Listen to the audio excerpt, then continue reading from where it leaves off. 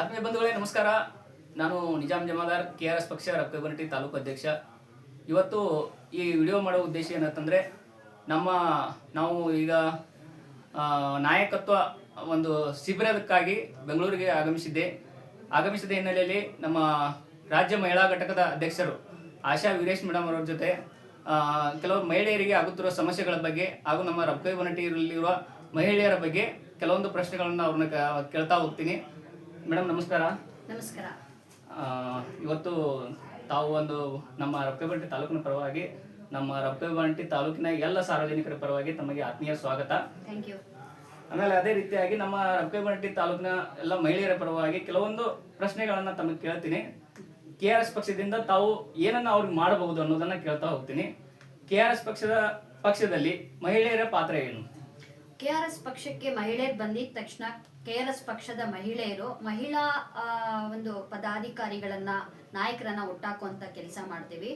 ಮಹಿಳೆಯರು ರಾಜಕೀಯವಾಗಿ ಮತ್ತೆ ಸಾಮಾಜಿಕವಾಗಿ, ಶೈಕ್ಷಣಿಕವಾಗಿ, ಕೌಟುಂಬಿಕವಾಗಿ ಸಬಲೀಕರಣ ಮಾಡ್ಕೊಳ್ತಾ ಅವರು ಬೆಳೆಯುತ್ತಾ ಮತ್ತೆ ಪಕ್ಷವನ್ನು ಬೆಳೆಸುತ್ತಾ ಪಕ್ಷವನ್ನ ಅಧಿಕಾರದ ಸ್ಥಾನದಲ್ಲಿ ತಂದು, ಪಕ್ಷದಲ್ಲಿ ಅಧಿಕಾರ ಸ್ಥಾನದಲ್ಲಿ ಬಂದ ತಕ್ಷಣವೇ ಮಹಿಳೆಯರಿಗೆ ಬೇಕಾದಂತ ಸುರಕ್ಷತೆ ಆಗಿರ್ಬೋದು, ಶೈಕ್ಷಣಿಕವಾಗಿರ್ಬೋದು, ಕೌಟುಂಬಿಕವಾಗಿ ಆಗಿರ್ಬೋದು, ಆರೋಗ್ಯಕರವಾಗಿರ್ಬೋದು, ಸಾಮಾಜಿಕವಾಗಿರ್ಬೋದು, ಅದೇ ರೀತಿ ರಾಜಕೀಯವಾಗಿ ಕೂಡ ಯಾವ ರೀತಿ ಅವರು ಮುನ್ನಡೆಸಬಹುದು ಅನ್ನುವಂತ ನಾಯಕತ್ವ ಗುಣಗಳನ್ನ ಬೆಳೆಸುವಂಥದ್ದು, ನಾಯಕರ ಪಡೆಯನ್ನ ಕಟ್ಟುವಂಥದ್ದು, ದೇಶನ ಕಟ್ಟುವಂಥದ್ದು, ಮತ್ತೆ ಮಹಿಳೆಯರಿಗೆ ಪರವಾಗಿ ಒಂದು ಸಮೃದ್ಧವಾದಂತ ವಾತಾವರಣ, ಉನ್ನತವಾದ ವಾತಾವರಣ ಸೃಷ್ಟಿ ಮಾಡ್ಕೊಡುವಂತ ಪಾತ್ರವನ್ನ ನಮ್ಮ ಮಹಿಳಾ ಘಟಕ, KRS ಪಕ್ಷದ ಮಹಿಳಾ ಘಟಕ ವಹಿಸ್ಕೊಳ್ತಾ ಇದೆ. ಅದಕ್ಕೆ ಬೇಕಾದಂತ ತರಬೇತಿಗಳನ್ನ, ಶಿಬಿರಗಳನ್ನ ನಮ್ಮ ರಾಜ್ಯ ಸಮಿತಿಯಾದಂತ ಮುಖಂಡರುಗಳು ಮತ್ತೆ ಪಕ್ಷದ ಗೌರವ ಅಧ್ಯಕ್ಷರಾದಂತಹ ರವಿಕೃಷ್ಣ ರೆಡ್ಡಿ ಅವರು, ಅದೇ ಸಂಸ್ಥಾಪಕ ಅಧ್ಯಕ್ಷರಾದ ರವಿಕೃಷ್ಣ ರೆಡ್ಡಿ ಅವರು ಕೂಡ ಸರಿಯಾದ ಮಾರ್ಗದರ್ಶನಗಳನ್ನು ನೀಡುತ್ತಾ, ಅವರಿಗೆ ಬೇಕಾದಂತ ತರಬೇತಿಗಳನ್ನು ನೀಡುತ್ತಾ, ನಾಯಕಿಯರನ್ನಾಗಿ ಬೆಳೆಸೋದಕ್ಕೆ ಬೇಕಾದಂತ ಸದಾವಕಾಶಗಳನ್ನು, ಸಮಾನ ಅವಕಾಶಗಳನ್ನ ಕಲ್ಪಿಸಿಕೊಡ್ತಾ ಇದ್ದಾರೆ. ರಾಜಕೀಯ ಅನ್ನುವಂಥದ್ದು ಅಪವಿತ್ರವಲ್ಲ, ಪವಿತ್ರವಾದ ರಾಜಕೀಯ. ಆದ್ರೆ ಕೆಲವು JCB ಪಕ್ಷಗಳು ಏನ್ ಮಾಡಿದ್ದಾರೆ, ಇದನ್ನ ಅಪವಿತ್ರ ಮಾಡಿಟ್ಟಿದ್ದಾರೆ. ಯಾಕಂತ ಹೇಳಿದ್ರೆ ರಾಜಕೀಯಕ್ಕೆ, ಪಕ್ಷಕ್ಕೆ ಬರುವಂತದ ಮಹಿಳೆಯರನ್ನೆಲ್ಲ ದುರುಪಯೋಗ ಪಡಿಸ್ಕೊಂಡು ಅವ್ರ ಮೇಲೆ ಶೋಷಣೆ, ದೌರ್ಜನ್ಯ ಬಿಟ್ರೆ ಅವರಿಗೆ ಯಾವುದೇ ರೀತಿ ದಾರಿಗಳು ಕಾಣಿಸ್ತಾ ಇಲ್ಲ. ಆ ಕಾರಣದಿಂದ ಪ್ರತಿಯೊಬ್ಬ ಗ್ರಾಮೀಣ ಮಹಿಳೆಯರು ಕೂಡ, ವಿದ್ಯಾವಂತ ಮಹಿಳೆಯರು ಕೂಡ ರಾಜಕಾರಣಕ್ಕೆ ಬರ್ಬೇಕಂತ ಹೇಳಿದ್ರೆ ಇದೊಂದು ಹೊಲಸು, ಈ ರಾಜಕಾರಣಕ್ಕೆ ಬರಬಾರ್ದು ಅನ್ನೋಂತ ನಿರ್ಧಾರಗಳನ್ನ ತಗೊಂಡಿರ್ತಾರೆ. ಆ ಕಾರಣದಿಂದ ಅವರು ಆ ಮನಸ್ಥಿತಿಯನ್ನ ಹೋಗಲಾಡಿಸೋದಕ್ಕೆ ಮುನ್ನಡೆಯಲ್ಲಿ ನಿಂತ್ಕೊಂಡು ಅವರಿಗೆ ಅವೇರ್ನೆಸ್ ನಡೆಸುತ್ತೆ. ಮಹಿಳೆಯರು ಕೆಲವರು ಸಕ್ರಿಯವಾಗಿ ಪಕ್ಷದಲ್ಲಿ ಇರಲು ಏನು ಮಾಡ್ಬೇಕು ಮೇಡಮ್? ಈಗ ಯಾಕಂದ್ರೆ ಏನ್ ಸಮಸ್ಯೆ ಆಗುತ್ತೆ ಅಂದ್ರೆ, ಕೆಲವರು ಬಡವರು ಇರ್ತಾರೋ, ಅವರ ದುಡಿಲಾರದ ನೆರವು ಇರಂಗಿಲ್ಲ, ಅಂತವರಿಗೆ ಯಾವ ರೀತಿ ಒಂದು ಸಕ್ರಿಯವಾಗಿರ್ಬೋದು?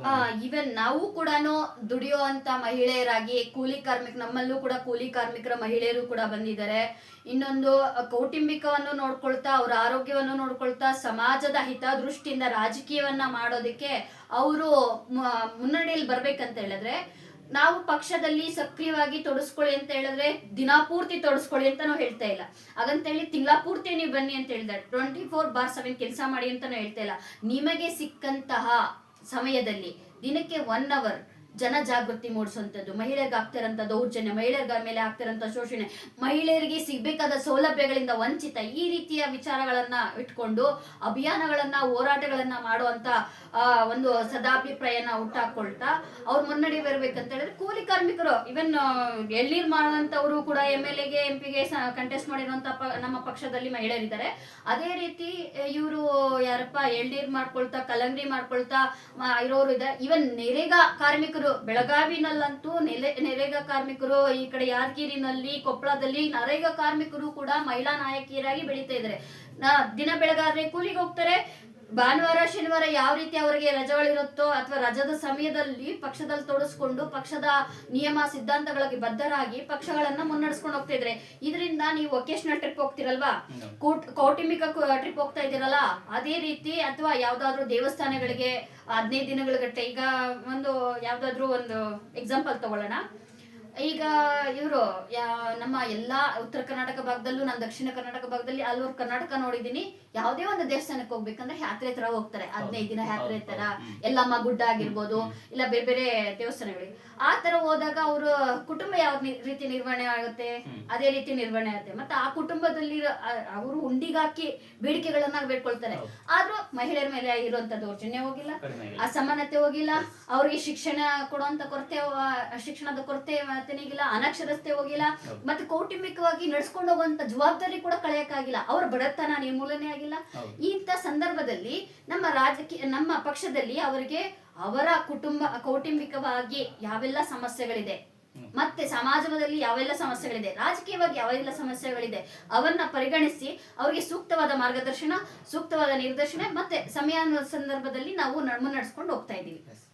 ಮತ್ತು ಗ್ರಾಮೀಣ ನಮ್ಮ ರೊಕ್ಕೇಬನಟ್ಟಿ ತಾಲೂಕಿನಲ್ಲಿ ಗ್ರಾಮೀಣ ಪ್ರದೇಶ ಹಾಗೂ ತಾಲೂಕು ಮಟ್ಟದಲ್ಲಿ ಹೆಣ್ಣು ಮಕ್ಕಳ ಶಿಕ್ಷಣ ಮತ್ತು ಸುರಕ್ಷತೆ ಒಂದು ದೊಡ್ಡ ಸಮಸ್ಯೆ ಮೇಡಮ್, ದೊಡ್ಡ ಸಮಸ್ಯೆ. ಇದ್ರ ಬಗ್ಗೆ ತಮ್ಮ ಅಭಿಪ್ರಾಯ ಮೇಡಮ್? ಗ್ರಾಮೀಣ ಮಟ್ಟದಲ್ಲಿ ಅನಕ್ಷರಸ್ಥರು ಜಾಸ್ತಿನೇ ಇರ್ಬೋದು, ಮತ್ತೆ ಅಕ್ಷರಸ್ಥರು ಇದ್ರೂ ಕೂಡ ಧೈರ್ಯವಂತರಲ್ಲ. ಇನ್ನೊಂದು ಸುರಕ್ಷತೆ ಅಂತ ಹೇಳಿದ್ರೆ, ಈಗ ಪ್ರತಿಯೊಬ್ಬರ ಮನೆಯಲ್ಲೂ ಕೂಡ ಒಂದು ಕುಟುಂಬ ಒಂದು ಒಗ್ಗಟ್ಟಲ್ಲಿ ಕೆಲಸ ಮಾಡಿದ್ರೆ ಅವ್ರಿಗೆ ಸುರಕ್ಷತೆ ಇದ್ದೇ ಇರುತ್ತೆ. ಅವರು ಮಾಹಿತಿ ಪಡ್ಕೋಬೇಕು, ಜ್ಞಾನ ಪಡ್ಕೋಬೇಕು. ಅಂಬೇಡ್ಕರ್ ಹೇಳಿರ್ತಾರೆ, ಫಸ್ಟೇ ಶಿಕ್ಷಣ ಪಡ್ಕೊಳ್ಳಿ ಅಂದ್ರೆ ಯಾವುದೇ ಒಂದು ವಿಚಾರವಾಗಿ ಶಿಕ್ಷಣ, ಅವ್ರಿಗೆ ಮಾಹಿತಿ ಗೊತ್ತಿರಬೇಕು. ಅದಾದ ನಂತರ ಸಂಘಟನೆ ಮಾಡ್ಬೇಕು, ಸಂಘಟನೆ ಆದ್ಮೇಲೆ ಹೋರಾಟಾತ್ಮಕವಾಗಿ ಕೆಲಸ ಮಾಡ್ಬೇಕು. ಇವಾಗ ಏನಾಗಿದೆ ನಮ್ಮ ಗ್ರಾಮೀಣ ಮಹಿಳೆಯರಿಗೆ, ಅಯ್ಯೋ ಅಲ್ಲೋದ್ರೆ ಏನೋ ಪಂಚಾಯತಿಗೆ ನಾವು ಹೋಗ್ಬೋದೋ ಹೋಗ್ಬಾರ್ದು ಮಾಹಿತಿನೇ ಗೊತ್ತಿಲ್ಲ. ಪಂಚಾಯತಿ ಮೆಟ್ಲತ್ತಿದೀವಿ ಅಂತ ಹೇಳಿದ್ರೆ ನಮ್ಮ ಮನೆ ಮಾನ ಮರ್ಯಾದೆ ಏನಾಗುತ್ತೋ, ಮಹಿಳೆಯರ ಮಾನ ಮರ್ಯಾದೆ ಏನಾಗುತ್ತೋ. ಸೊ ಬೇಕಾಬಿಟ್ಟು ಎಲ್ಲಿ ಬೇಕಾದ್ರೂ ಸಿನಿಮಾಗಳಿಗೆ ಹೋಗ್ಬೋದು, ಇಲ್ಲ ಅಂತ ಹೇಳಿದ್ರೆ ಬೇರೆ ಬೇರೆ ಜಾಗಗಳಿಗೆ ಹೋಗ್ಬೋದು, ಪಾರ್ಕು ಎಲ್ಲಾ ಕಡೆ ಸುತ್ತಾಗ್ಬೋದು.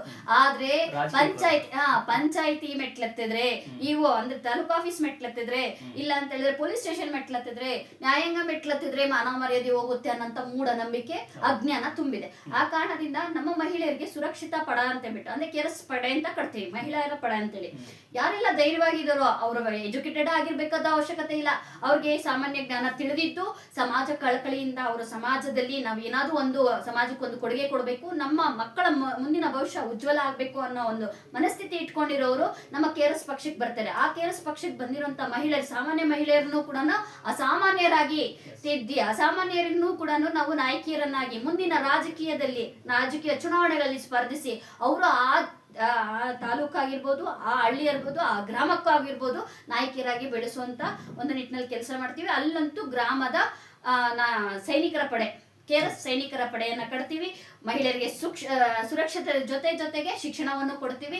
ಶಿಕ್ಷಣದ ಜೊತೆಗೆ ಅವರನ್ನ ನಾಯಕಿಯರನ್ನಾಗಿ ಮಾಡಿ ಆ ಗ್ರಾಮದ ಒಂದು ಉನ್ನತ ಅಂದ್ರೆ ಘನತೆ ಗೌರವದಿಂದ ಬದುಕಲು ಒಂದು ಸುವ್ಯವಸ್ಥೆಯನ್ನ ಮಾಡ್ಕೊಡ್ತೀವಿ. ಕೊನೆಯದಾಗಿ ಮೇಡಮ್, ಈಗ ನಮ್ಮ ಒಬ್ಬರ ಕೈಬಂಡಿ ತಾಲೂಕು ಕೆಲವು ಮಹಿಳೆಯರಿಗೆ ನಾವು ಕೆಆರ್ಎಸ್ ಪಕ್ಷಕ್ಕೆ ಸೇರಬೇಕು ಅಂತ ಎಲ್ಲ ನಮ್ಮ ವಿಡಿಯೋಗಳನ್ನು ನೋಡಿ, ಕೆಆರ್ಎಸ್ ಪಕ್ಷದ ವಿಡಿಯೋಗಳನ್ನ ಅಲ್ಲಿ ಯೂಟ್ಯೂಬ್ನಲ್ಲಿ ಫೇಸ್ಬುಕ್ನಲ್ಲಿ ನೋಡಿ, ಇಲ್ಲ ನಾವು ಕೆಆರ್ಎಸ್ ಪಕ್ಷದ ಕೆಲಸ ಮಾಡಬೇಕು, ಯಾವ ರೀತಿ ಮಾಡ್ಬೇಕು ಅನ್ನೋದನ್ನ ತಮ್ಗೆ ಹೆಂಗ್ ಕಾಂಟ್ಯಾಕ್ಟ್ ಮಾಡಬೇಕು, ಆಮೇಲೆ ಯಾವ ರೀತಿ ಕೆಆರ್ಎಸ್ ಪಕ್ಷದ ಒಂದು ಸದಸ್ಯತ್ವವನ್ನು ಪಡಿಬೇಕು ಅನ್ನೋದನ್ನ ಹೇಳ್ಬೇಕು. ಈಗ ಆಲ್ಮೋಸ್ಟ್ ಎಲ್ಲರೂ ಒಂದ್ ಸ್ವಲ್ಪ ಸೋಷಿಯಲ್ ಮೀಡಿಯಾದಲ್ಲಿ ಆಕ್ಟಿವ್ ಆಗಿರುವಂತವ್ರಿಗೆ ಗೊತ್ತಿದೆ. ಫೇಸ್ಬುಕ್, ಟ್ವಿಟ್ಟರ್, ಇನ್ಸ್ಟಾಗ್ರಾಮು ಮತ್ತೆ ಯೂಟ್ಯೂಬ್ಗಳಲ್ಲಿ ಕೂಡ ಮತ್ತೆ ಗೂಗಲ್ ಸರ್ಚ್ ಮಾಡಿದ್ರು ಕೂಡ ನಮ್ಮ ಪಕ್ಷದ ಪೇಜ್ ಓಪನ್ ಆಗುತ್ತೆ. ಅಲ್ಲಿ ನೇರವಾಗಿ ಸದಸ್ಯತ್ವ ಪಡಿಬಹುದು. ಎರಡನೇ ಹಂತದಲ್ಲಿ ಬಂದ್ರೆ ನಮ್ಮಲ್ಲಿ ಪ್ರತಿಯೊಂದು ಗ್ರಾಮದಲ್ಲೂ ನಮ್ಮ ಪಕ್ಷದ ಸದಸ್ಯರು ಇಲ್ಲದೆ ಇರ್ಬೋದು. ಆದ್ರೆ ಪ್ರತಿಯೊಂದು ಗ್ರಾಮ ಮಟ್ಟ ಬಿಟ್ಟು ತಾಲೂಕು ಮಟ್ಟಕ್ಕೆ ಬಂದ್ರೆ, ಇಲ್ಲ ತಾಲೂಕು ಮಟ್ಟ ಬಿಟ್ಟು ಜಿಲ್ಲಾ ಮಟ್ಟಕ್ಕೆ ಬಂದ್ರೆ, ಜಿಲ್ಲಾ ಮಟ್ಟದಲ್ಲಿ ನಮ್ಮ ಪಕ್ಷದ ಪಡೆ ಇದೆ, ನಮ್ಮ ಪಕ್ಷದ ಸೈನಿಕರಿದ್ದಾರೆ, ಪದಾಧಿಕಾರಿಗಳಿರೋದು. ಅವ್ರು ನೇರವಾಗಿ ಕಾಂಟ್ಯಾಕ್ಟ್ ಮಾಡ್ಬೋದು. ನೇರವಾಗಿ ಕಾಂಟ್ಯಾಕ್ಟ್ ಮಾಡೋದಕ್ಕೆ ಅವ್ರಿಗೆ ನಾವು ನಂಬರ್ಗಳನ್ನ ಕೊಡ್ತೀವಿ ಅಲ್ಲಿರುವಂತ ಇಲ್ಲ ಅಂದ್ರೆ ನೇರವಾಗಿ ನಮ್ಗೇನೆ ಕರೆ ಮಾಡ್ಬೋದು. ಆಫೀಸ್ ಹೆಲ್ಪ್ ಲೈನ್ ಇರುತ್ತೆ, ಇಲ್ಲಿ ಆಫೀಸ್ ಹೆಲ್ಪ್ ಲೈನ್ ನಂಬರ್ ಅನ್ನ ನೋಟ್ ಮಾಡ್ಕೊಂಡು ಆಫೀಸ್ ಹೆಲ್ಪ್ ಲೈನ್ ಗೆ ಕರೆ ಮಾಡಿ ನಾವು ಈ ತರ ಸದಸ್ಯತ್ವ ಆಗ್ಬೇಕು ಅನ್ನೋ ಆಸಕ್ತಿ ಇದೆ, ಸಮಾಜಕ್ಕೆ ಏನಾದ್ರೂ ಒಂದು ನಮ್ಮ ಕಡೆಯಿಂದ ಕೊಡುಗೆ ಕೊಡ್ಬೇಕನ್ನೋ ಆಸಕ್ತಿ ಇದೆ, ರಾಜಕೀಯವಾಗಿ ಚುನಾವಣೆಯಲ್ಲಿ ಸ್ಪರ್ಧಿಸಿ ನಾವು ರಾಜಕಾರಣ ಮಾಡ್ಬೇಕು ಅಂತ ಆಸಕ್ತಿ ಇದೆ, ಯಾವುದೇ ಒಂದು ಹಿನ್ನೆಲೆಯಿಂದ ಬರ್ಲಿ, ಇಲ್ಲ ಅವ್ರಿಗೆ ಸಮಸ್ಯೆಗಳಿದೆ, ಕುಂದುಕೊರತೆಗಳಿದೆ, ಮತ್ತೆ ಸರ್ಕಾರಿ ಸೌಲಭ್ಯಗಳು ಸಿಗ್ತಾ ಇಲ್ಲ, ಯಾವುದೇ ಒಂದು ಸಮಸ್ಯೆಗಳಾಗಿರ್ಬೋದು, ನಮ್ಮ ಪಕ್ಷದ ಆಫೀಸ್ ಹೆಲ್ಪ್ ಲೈನ್ ಇರುತ್ತೆ. 2 ಹೆಲ್ಪ್ ಲೈನ್ ಇದೆ. 2 ಹೆಲ್ಪ್ ಲೈನ್ ನಂಬರ್ಗಳನ್ನ ನಾವು ಡಿಸ್ಕ್ರಿಪ್ಷನ್ ಕಾಲಮ್ ಅಲ್ಲಿ ಕೊಟ್ಟಿರ್ತೀವಿ. ಆ ಡಿಸ್ಕ್ರಿಪ್ಷನ್ ಕಾಲಮ್ ಅಲ್ಲಿ ಕೊಟ್ಟಿರೋರ್ನ ನೇರವಾಗಿ ಸಂಪರ್ಕಿಸಬಹುದು. ಇನ್ನೊಂದು ಹೇಳಂತ ಹೇಳಿದ್ರೆ, ಅಂತ ಸಂದರ್ಭದಲ್ಲಿ ಏನಾದ್ರು ಒಂದು ವಿಡಿಯೋ ಮಾಡಿ ವೈರಲ್ ಆಗ್ತಾ ಇದ್ರೆ ಅಂತ ಸಂದರ್ಭದಲ್ಲಿ ಆ ಗ್ರಾಮಕ್ಕೆ ನಮ್ಮ ಸೈನಿಕರ ಪಡೆ ಹೋಗಿ ಅವರನ್ನ ಭೇಟಿಯಾಗಿ ಮತ್ತೆ ಆಗ್ಲೂ ಕೂಡ ನಾವು ಪಕ್ಷಕ್ಕೆ ಸೇರಿಸ್ಕೊಳ್ಳುವಂತ ಸಂದರ್ಭಗಳಿರುತ್ತೆ.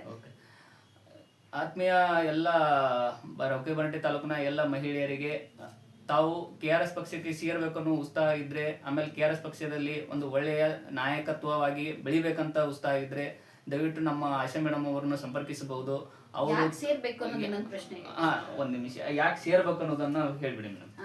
KRS ಪಕ್ಷಕ್ಕೆ ಮಹಿಳೆಯರು ಯಾಕೆ ಸೇರ್ಬೇಕು ಅನ್ನೋಂಥ ಪ್ರಶ್ನೆಗೆ ಉತ್ತರ ಏನಂತ ಹೇಳಿದ್ರೆ, ಮಹಿಳೆಯರ ಸಬಲೀಕರಣ ಒಂದು ಗುರಿ. ಯಾಕಂದ್ರೆ ಮಹಿಳೆಯರಿಗೆ ಸಬಲೀಕರಣ ಯಾಕೆ ಮುಖ್ಯ ಅಂತ ಹೇಳಿದ್ರೆ, ಇವತ್ತು ನಾವು ಯಾವುದೇ ಒಂದು ಪೊಲೀಸ್ ಸ್ಟೇಷನ್ಗೆ ಹೋದ್ರು ಮಹಿಳೆಯರಿಗೆ ಗೌರವ ಇಲ್ಲ, ಬೆಲೆ ಇಲ್ಲ.